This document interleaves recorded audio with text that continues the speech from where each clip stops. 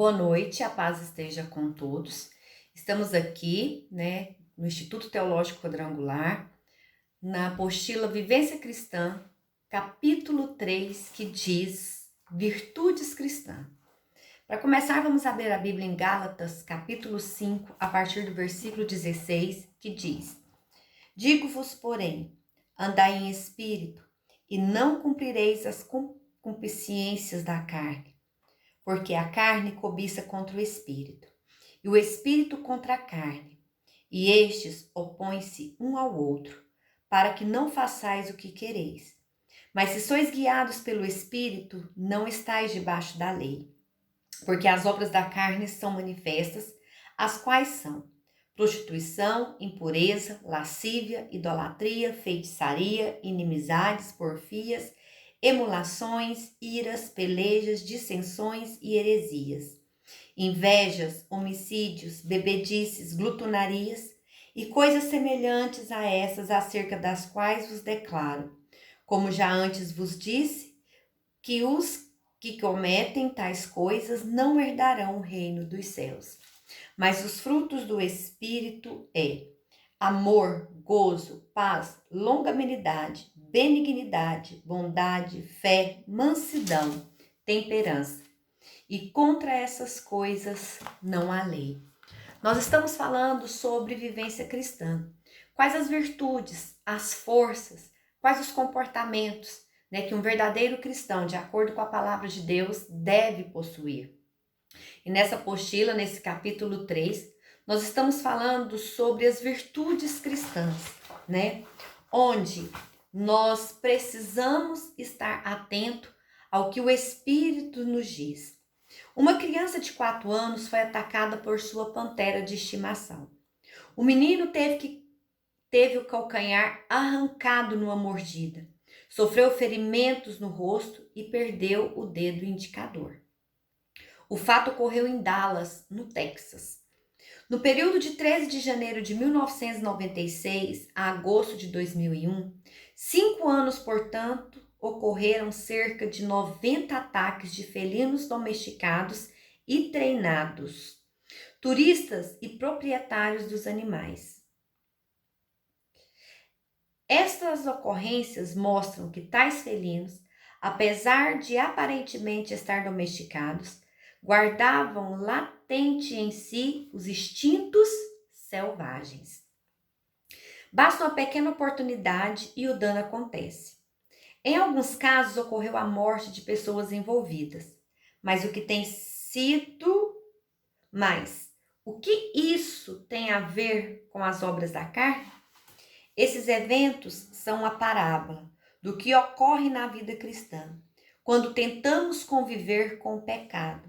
Desfrutamos de sua presença e dos prazeres que proporciona e pensamos ter domínio sobre a situação para que não extravase.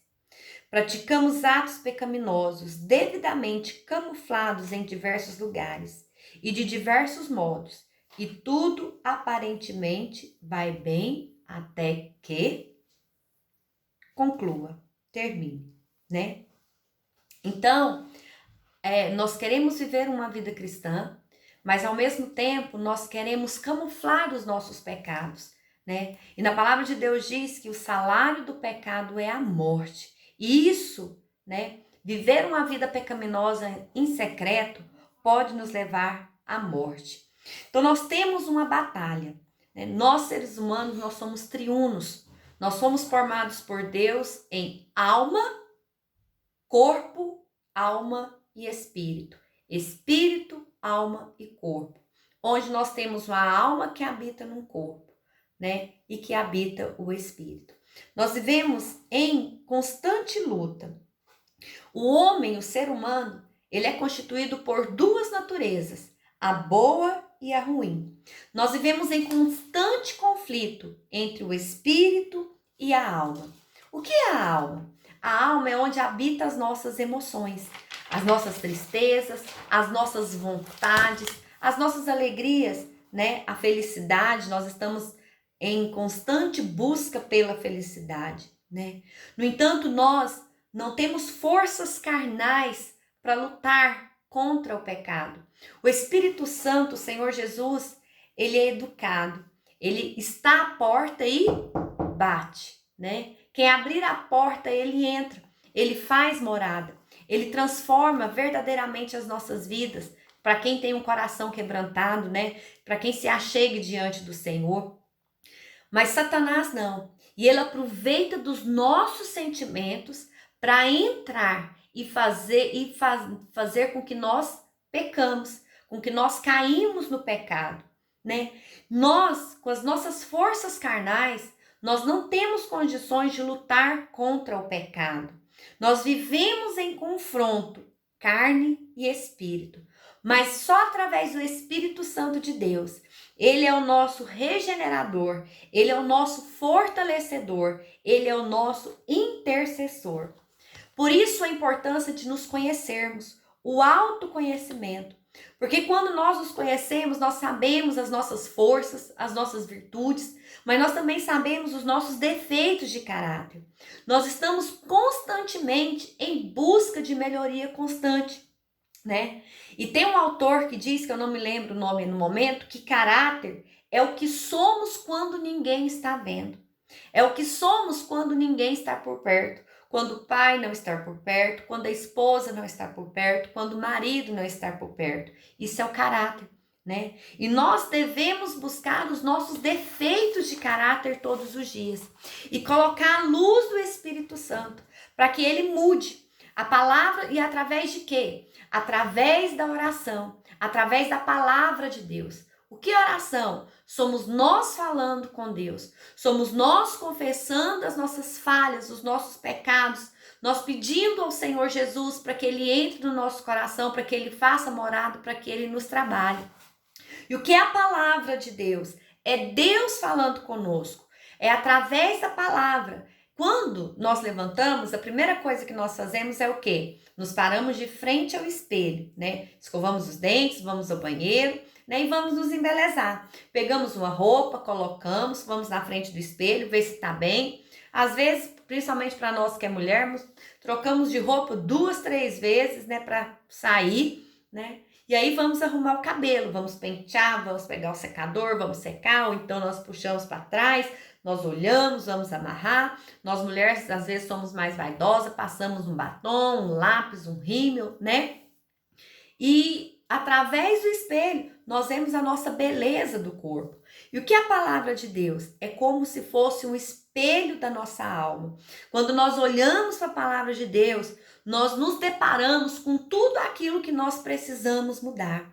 Quando nós mergulhamos na palavra de Deus, nós nos deparamos com o que nós devemos colocar em ordem na nossa vida, né? As obras da carne, então, como que elas entram em nós? Através dos nossos sentimentos. Pensamentos geram sentimentos. Sentimentos geram ações. Quando Caim matou Abel, Caim viu, né, o sacrifício de Abel, viu que Deus tinha aceitado o sacrifício de Abel, mas não porque eram sacrifícios diferentes, mas por causa da intenção do coração de cada um. Abel pegou o seu melhor, as suas primícias. Caim, diz a palavra, que pegou algumas hortaliças, né, algumas frutas, né, e sacrificou ao Senhor.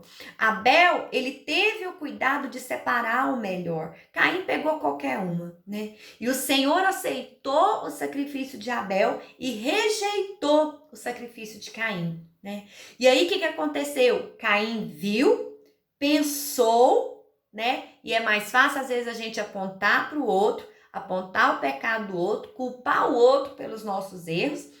E Caim fez isso, né? E ele sentiu raiva. E o sentimento de raiva dele foi tão grande que Deus, sendo onisciente, onipotente, onipresente, percebeu e Deus falou com Caim: Caim, eu estou vendo que você está sentindo raiva e o pecado está aqui à sua porta. Isso é muito claro quando diz lá em Gênesis, não sei se é capítulo 6 ou 7, tá mais ou menos por ali, né? Que através dos nossos sentimentos, o pecado está à nossa porta, né? Satanás, ele aproveita os nossos sentimentos, né, para plantar a raiz do pecado, porque ele quer nos destruir. Ele veio para matar, ele veio para roubar e ele veio para nos destruir, né? E ele aproveita os nossos sentimentos. Então, pensamentos geram sentimentos. Sentimentos geram ações. Geram ações. E o que Caim fez? Programou e matou. Agiu por causa do seu sentimento de ira. É por causa da sua raiva que foi alimentada. Às vezes, se ele tivesse reconhecido e naquele momento pedido perdão para Deus, né, e consertasse o altar e oferecido um novo sacrifício para o Senhor, né, seria um quadro diferente. Mas não, ele alimentou o seu sentimento de ira e ele programou e matou a morte do seu irmão Abel. Então, Satanás, ele aproveita dos nossos sentimentos, das nossas emoções. Pensamentos geram sentimentos que geram ações. Nunca esqueça disso, tá? E aí nós vamos falar um pouquinho sobre as obras da carne, né? Primeiro, a prostituição. Tá tanto no Velho quanto no Novo Testamento. E a gente pode juntar como fornicação, pensamentos impuros, imoralidade, né? São os pecados sexuais. A prostituição, ela resume nos pecados sexuais, né? E o Senhor fala que o marido deve ter uma só esposa. Como a esposa também deve ter um só marido, né? E hoje nós vivemos num mundo poligâmico. Aliás, ainda faz sexo antes do casamento e não é só com uma pessoa, né? Com quem vier, nós estamos fazendo. Isso abre uma janela da alma, mas nós não estamos falando disso aqui. São próximos assuntos muito sérios, onde Satanás age na nossa sexualidade, né? Lascívia é a sensualidade, é você usar o seu corpo, as suas palavras, os seus gestos para conseguir conquistar sexualmente uma pessoa, né? Ansiedade pelo prazer sexual, prazer carnais. Então, a prostituição, a impureza e a lascívia são perversões sexuais, são prazeres contra Deus, né? Na próxima página, fala sobre a idolatria, né? O que é idolatria? É o culto a falsos deuses, adoração a ídolos. E lá em Salmo 115 está muito claro sobre os ídolos, né? Tem olho, mas não vê, tem boca, mas não fala, tem ouvidos, mas não ouve, né? Mas não somente as imagens, né? Tudo aquilo que ocupa em primeiro lugar o nosso coração, a não ser o senhorio do Senhor, isso é idolatria, né? Tem muitas mulheres que colocam a casa, né? Tem pais que colocam os filhos. É mais fácil, né? O sexo masculino colocar o dinheiro, o emprego como primeiro lugar no seu coração. Mas na palavra de Deus diz, Jesus disse, né? Buscai primeiro o reino dos céus e a sua justiça, e todas as coisas vos serão acrescentadas. Então a perguntinha é, o que nós temos colocado em primeiro lugar no nosso coração? Será que nós estamos verdadeiramente deixando o trono do nosso coração para o Senhor? Algumas mulheres, né, é a casa, né? A casa tem que estar limpa, impecável, tudo no lugar. O marido chega, os filhos chegam, não pode nem mexer, nem respirar, nem tirar nada do lugar, né? E aí está ocupando o primeiro lugar no seu coração. Feitiçaria. O que é feitiçaria? Eu olhei no dicionário, fiquei até, assustada, pasma, né? É a interferência no curso dos acontecimentos, produzindo efeitos sobrenaturais. É a manipulação das forças ocultas, buscando um poder, né, que é contrário ao poder do nosso Deus, né? Voltando aqui nas obras da carne, em Gálatas 5, fala sobre as inimizades. São brigas, são hostilidades, ódios, né? Tradicionalmente tem muita inimizade entre membros da mesma família. Contendas, né? Que às vezes a gente confunde as contendas com inimizades. Mas quando você vai olhar no dicionário, há uma diferença, né? Ao contrário, o oposto, contraditório, né? E tem algumas traduções da Bíblia que são chamadas de porfias. Porfias e contendas é a mesma coisa. Então, tudo que eu falo, você não concorda. Se eu falo que pau é pau, você fala que é pedra. Se eu falo que é pedra, você fala que é pau, né? São aquelas pessoas que não concordam com nada, sempre retrucam com alguma coisa, né? Sempre são os opostos, sempre tem alguma coisa contra, né? Ciúmes, em algumas tradições, as traduções mais tradicionais, trava-língua, hein? As traduções mais tradicionais estão falando de emulações. O que são emulações?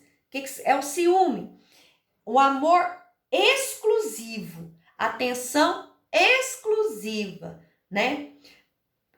Se eu der mais atenção um pouquinho para Patrícia, Lucélia já fica enciumada porque ela é minha amiga há mais tempo, ela me conhece há mais tempo, ela me conhece desde pequena, né? Isso são ciúmes que tomam conta do nosso coração.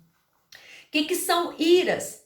São fúrias injustas baseadas no egoísmo, né? Há uma ira justa. Quando você ira por causa do pecado, né, da situação pecaminosa que existe no mundo, quando você ira por causa das injustiças, né? A ira justa é uma ira quando você se ira em favor coletivo, né? Isso é uma ira justa. Mas tem a ira injusta, aquilo que você busca só o seu prazer, só alimentar o seu ego, as coisas têm que sair só do jeito que você quer, como que você quer, na hora que você quer, né? Nós devemos irar? Sim. Lá em Efésios capítulo 4, nós podemos, né? Nós temos que evitar, mas nós podemos irar? Podemos. Efésios capítulo 4, versículo 26 e 27 diz: irai-vos, mas não pequeis, não ponha o sol sobre a vossa ira, nem deis lugar ao diabo, né? Nós podemos irar, mas respira fundo. 10, 9, 8, 7, 6, né? Até acalmar, para que nós não possamos cair. Porque no momento da ira, né? 3 segundos irado, nós falamos coisas e temos atitudes que nós vamos ferir algumas pessoas e depois nós iremos nos arrepender pelo resto da vida, pelo aquilo que a gente fez, né? A ira cega, né? Então nós temos que tomar cuidado. Facções, e algumas traduções está descrito pelejas. O que é isso? São pensamentos contrários à nossa fé. São pensamentos contrários à palavra. Quantas pessoas hoje, quantos cristãos hoje não leem a Bíblia, não se aprofundam em estudar as Escrituras, não se aprofundam em estudar aquilo que realmente o Senhor deixou para nós, né? E não concorda com certas partes da Bíblia que ouviu na pregação, né? E aí começa a surgir até no meio do nosso povo cristão pensamentos contrários à nossa fé, pensamentos contrários às doutrinas que o Senhor Jesus deixou, que o nosso Deus deixou na nossa palavra. O que são dissensões? São conflitos, são disputas, né? Nós brincamos, às vezes eu puxo para o lado das mulheres, o Marcos puxa para o lado dos homens, mas a gente percebe que é, né, com ar de brincadeira, né? Ou não? É verdade? Não, é brincadeira, né? É com amor, a gente percebe que é com amor, porque nós sabemos que tudo que nós fazemos é em prol do reino, é em prol de uma causa nobre, que é ganhar almas para o Senhor Jesus. Mas existem pessoas assim, né? Se eu fiz alguma coisa, o Vinícius, eu quero fazer melhor, né, para os jovens, não para a honra e glória do Senhor, mas para a honra e glória do Vinícius, né? E aí aquele conflito entre, né, departamentos da igreja, né? Entre até mesmo uma pessoa contra outra dentro do mesmo grupo, né? E são dissensões, são obras da carne, né? Heresias são falsas doutrinas. E todos os dias surge uma doutrina diferente, surge uma religião diferente, né? Surge um idealismo diferente, uma filosofia de vida diferente, né? Invejas, eu vi no dicionário, fiquei chocada. É o desgosto provocado pela felicidade ou prosperidade alheia. Desejo de possuir o que é do outro. E isso tem muito no nosso meio, né? Bebedices, nem se fala, né? E hoje estão usando a graça como desculpa para pecar, né? Principalmente quando fala-se na questão da bebedice, né? Tem glutonaria, né? Que é comer demasiadamente, né? Orgias, né? Onde as pessoas se reúnem ali, né? Carnaval é um tipo de orgia, né? No nosso meio, onde tudo pode, o sexo, droga, andar pelado na rua, tudo pode, né? As pessoas se reúnem para fazer essas festas livres, são orgias. E na palavra de Deus diz que quem praticam essas coisas, desagradam ao Senhor. E quem desagrada ao Senhor não entrará no reino dos céus. E como esses pecados, como essas atitudes escravizam um homem e uma mulher, né? Há pessoas, né, que andam na canga de Satanás cometendo esses pecados, às vezes cego por eles, ou às vezes querendo sair, estão cansados, né? Mas Jesus diz: vinde a mim, todos estão cansados e sobrecarregados, que eu vos aliviarei. Então, como que nós conseguimos nos livrar dessas armadilhas de Satanás? Através da nossa força, da força do nosso braço? Jamais. Através da dependência. Primeiro, nos conhecermos as nossas virtudes e as nossas fraquezas. E estarmos debaixo do senhorio, sobre a dependência do Senhor nosso Deus, né? E contra as obras da carne também existe o fruto do Espírito Santo, né? Que é amor. Existem 3 tipos de amor: o amor eros, o amor filio e o amor ágape. O amor eros é o amor sexual, é a atração física e sexual. O amor filio é o amor de amizade. E o amor ágape é o amor sobrenatural. É o amor do nosso Deus, que enviou seu Filho Jesus a morrer na cruz, no meu e no seu lugar, né? Um dos frutos do Espírito também é a alegria. Em outras traduções fala gozo, né? É um contentamento, é um viver, é um prazer em viver, independente das circunstâncias, né? A felicidade. Hoje estão à procura da felicidade a qualquer custo. E Martin Seligman, o pai da psicologia positiva, ele escreveu o livro Felicidade Autêntica, onde, de acordo com pesquisas científicas, ele começa a pontuar quais são os princípios que deixam uma pessoa autenticamente feliz. Você sabia que, de acordo com a pesquisa dele, uma delas é a pessoa ter uma fé? É professar uma fé em uma religião, né? E a psicologia positiva tem um livro também, O Jeito Harvard de Ser Feliz, e hoje é um dos cursos mais procurados da Universidade de Harvard. Por quê? Porque as pessoas estão em busca dessa tão famosa felicidade, né? O que é paz? Também é um dos frutos do Espírito. É a tranquilidade, né? É a quietude do Espírito. E quem produz essa quietude do Espírito? Só o Espírito Santo de Deus. Em meio às tribulações, em meio às diversidades, o Senhor Jesus, Ele nos traz a paz. Ele é o dono da paz. Longanimidade, em algumas traduções também está escrito paciência, né? O que é paciência? É a firmeza de se suportar por amor ao outro. Eu achei, nossa, tremenda essa tradução. Você se suporta, você se segura por amor ao outro, né? Isso é paciência. Benignidade, ser bondoso, ser amoroso. Bondade, generoso, inclinado a fazer o bem ao outro, né? Fidelidade, a fé é a confiança, né? E nossa fé tem que estar baseada no nosso Senhor e Salvador Jesus Cristo. E Ele fala: se você não tem fé, pede que eu vou te dar, né? E o que é fé lá em Hebreus?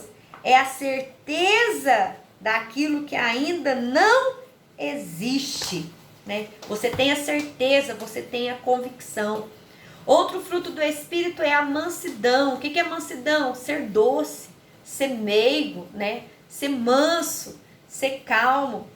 E um fruto do Espírito, o último fruto do Espírito é o domínio próprio, onde nós conseguimos dominar os nossos impulsos, controlar os nossos atos, controlar as nossas emoções, né?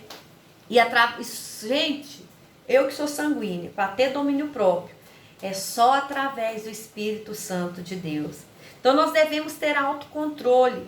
Como? Autocontrole no nosso falar, autocontrole na nossa mente, autocontrole nos nossos hábitos cotidianos, nos nossos hábitos do dia a dia.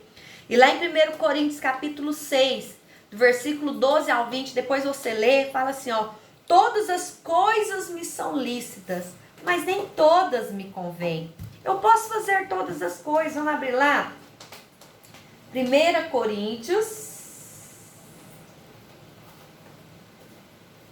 6:12.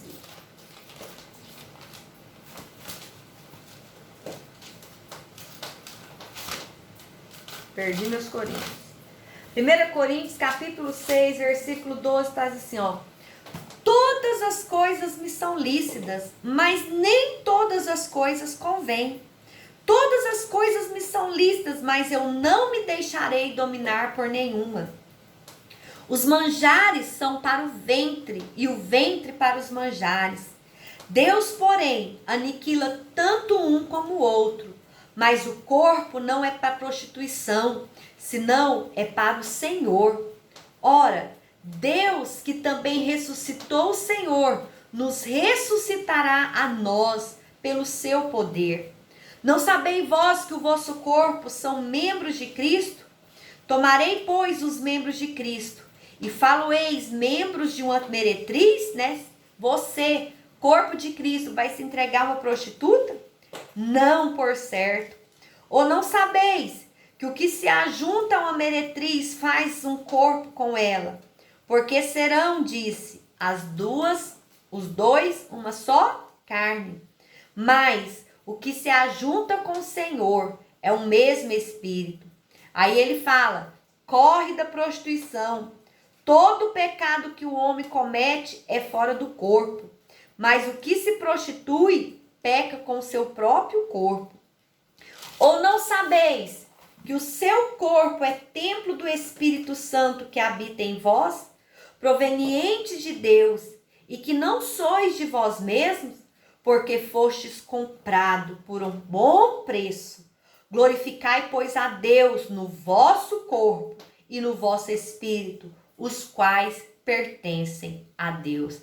Esse versículo, esse capítulo e esse versículo, ele quebra, ele derruba por terra toda aquela graça que eles pregam hoje, que eu tudo posso, né? O que que tem? Não tem nada não, né? Então, Gálatas, 1 Coríntios, capítulo 6, a partir do versículo 12, ele desmistifica, né? Nós podemos sim, mas não convém, porque eu sou corpo do Espírito Santo. E o evangelho, ele tem que ter mudança de vida. Se o evangelho não tiver mudança de vida, as coisas velhas passaram. Tudo que eu fazia, eu não faço mais, né? Porque eu sou uma nova criatura. E eu amo quando o apóstolo Paulo diz assim, ó: eu já estou crucificado com Cristo, eu não vivo mais. O que que fala o eu? É a minha carne, eu não vivo mais. Mas o que? Cristo vive em mim. Através de quê? Dos frutos do Espírito. E quem pode nos trazer esses frutos de Espírito? Só o Espírito Santo de Deus. Não tem como. Nós buscamos as qualidades, né, que geram o nosso amadurecimento, as qualidades, as virtudes que geram o crescimento do nosso caráter. É a busca constante do Espírito Santo de Deus.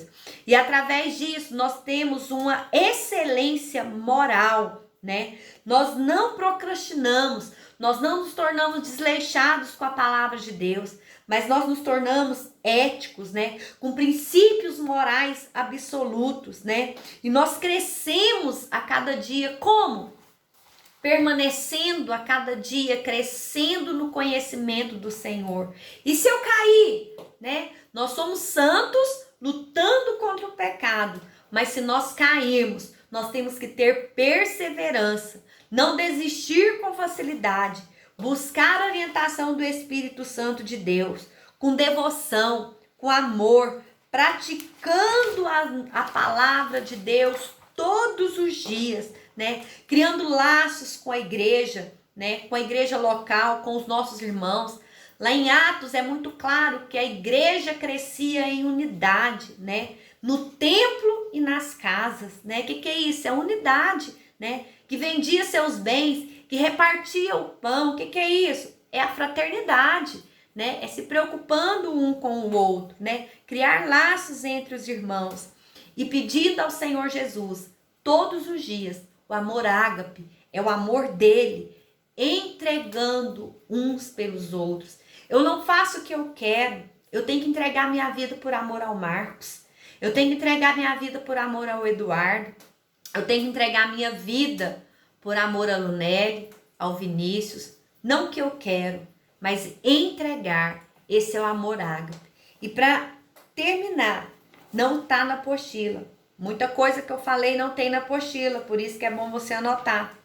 Abra sua Bíblia, em Oséias capítulo 6, que diz assim, ó: vinde e nos tornemos ao Senhor, porque Ele nos despedaçou, Ele nos sarará. Ele fez a ferida e Ele vai ligar. Queridos, aqui a gente entende que o Senhor, Ele nos conhece, Ele sabe. E tem coisas que aconteceu na nossa vida que Ele permitiu, mas Ele é Senhor para sarar. Ele é o Senhor para ligar. Mas aí nós temos o quê? Que perseverar. E lá no versículo 3, ele diz assim, ó: não nos basta somente conhecer o Senhor. Nós temos que conhecer e prosseguir em conhecer ao Senhor. Como a alva será a sua saída. E Ele nos virá com a chuva, como chuva serôndia que rega a terra. O que é a alva? Ao amanhecer o dia, Ele é a nossa saída, né? Ao amanhecer, como a luz que vem quando amanhece o dia, o Senhor é a nossa saída. E quando nós o buscamos, quando nós nos achegamos ao Senhor, nós estamos crescendo em conhecer ao Senhor, Ele vem sobre nós como a chuva. Tá chovendo agora, dá para ouvir, ó? Como a chuva serôndia. O que é a chuva serôndia? É a chuva fora do tempo. Então, quando nós buscamos, Ele vem a nós no tempo e fora do tempo. E Ele rega a terra seca. Que terra seca é essa? É a terra seca do nosso coração. É a terra seca das nossas emoções, quando não são controladas pelo Espírito Santo de Deus. Amém? Vamos prosseguir agora. Respondendo. Se tiver dúvida nas respostas, me chamam, tá? Que eu vou ajudar vocês a responder. Fiquem com Deus. Até a próxima aula. Eu espero que seja presencial, mas nós vamos aí obedecer às autoridades por causa do coronavírus. Que o Senhor Jesus abençoe. Um beijo no coração. Amo vocês. Estou com saudade.